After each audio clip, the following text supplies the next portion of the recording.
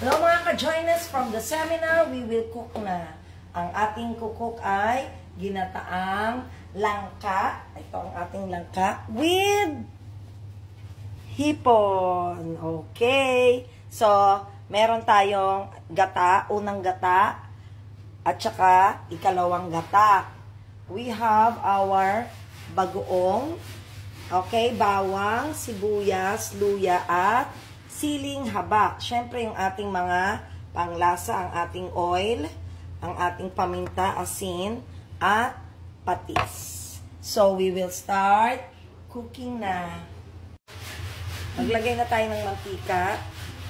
Okay na yan na. Then, itong, Sally, specialty mo ba ito? Ay, nakadikit. Okay, lagay na natin ang sibuyas. Inuuna ko sibuyas kasi mabilis ang bawang. Okay. Then, lagay na natin yung bawang. And then, ang luya.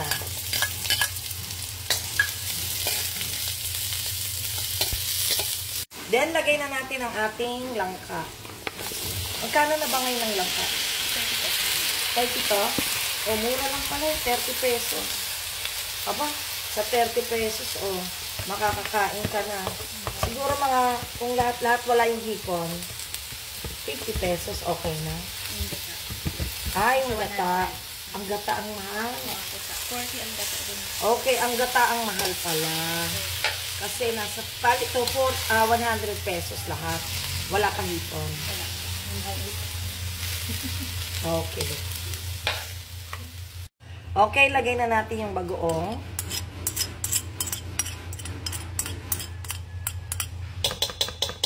Then, maglagay tayo ng paminta. And then, patis.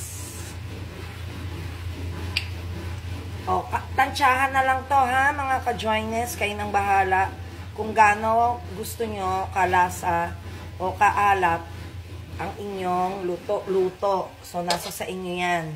So, ihahalo muna natin. Haluin lang ng kaunti. Sabay. Ayan, nagtutubig na rin kasi siya eh. Kaya hindi na tayo maglalagay ng tubig. Lalagyan na natin to ng, ayan na, kikita niyo mga ka-joiners, may tubig na siya. Teka, ayun, nagtutubig siya. Okay. So, na-mix na natin yung ating bagoong sa ating langka. Mix-mix lang natin yan. Saka natin ilagay yung panghuling gata. Okay. Ito yung huling gata. Then, pakuluan na natin. So, hayaan muna nating maluto yung ating langka dito sa ating gata. Okay, lagay na natin yung unang gata natin. Okay pa ba ito? Okay. So, palaputin ulit natin. Hayaan natin lumapot ang ating sabaw ng gata.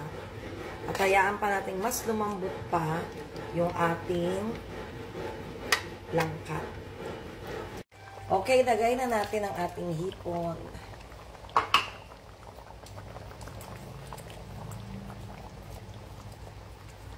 Bilis na maluto ng hipon eh. Then, lagay na rin natin ang ating siling haba. Ngayon, kung gusto nyo maanghang, hatiin nyo na lang siya. Siguro, mamaya na lang natin hatiin. Kasi pag hinatian ngayon, yung sobrang anghang niya, pupunta na lahat yan doon sa ating sabaw ng langka. So, hintayin lang natin uling kumulo, and then, okay na to na. Okay, so ayan na ang ating ginataang langka with hipon. Let's try. Kuha muna tayong kaunti lang para sa tikiman time with our matching hipon. So, let's husga-husgahan na natin ang ating langka na napakainit pa. Oh, Diyos ko, oh, kitang-kita pa yung usok. So, eto na, mapapaso na naman ang ating mga dila.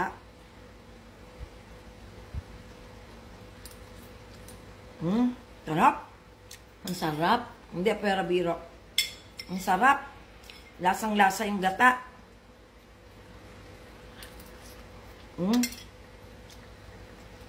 Tapos, pag sinamahan pa natin ang hipon, ang hirap naman, teka. Baba ko sandali.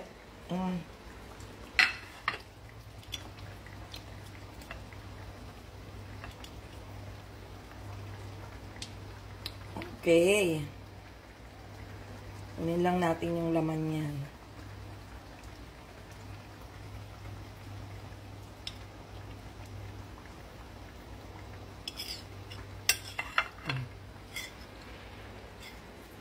With matching hipon. Sarap sa kanin.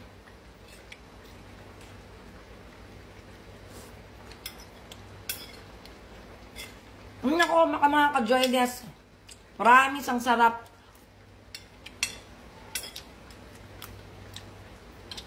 Ang sarap sa kanin. Kung may kanin ka, masarap. Mamaya kakain pa ako ng kanin eh.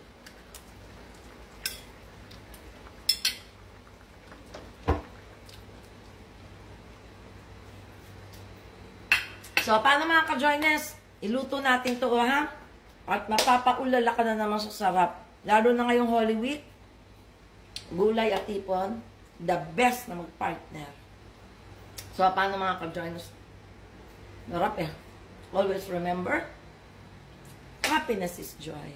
Bye-bye!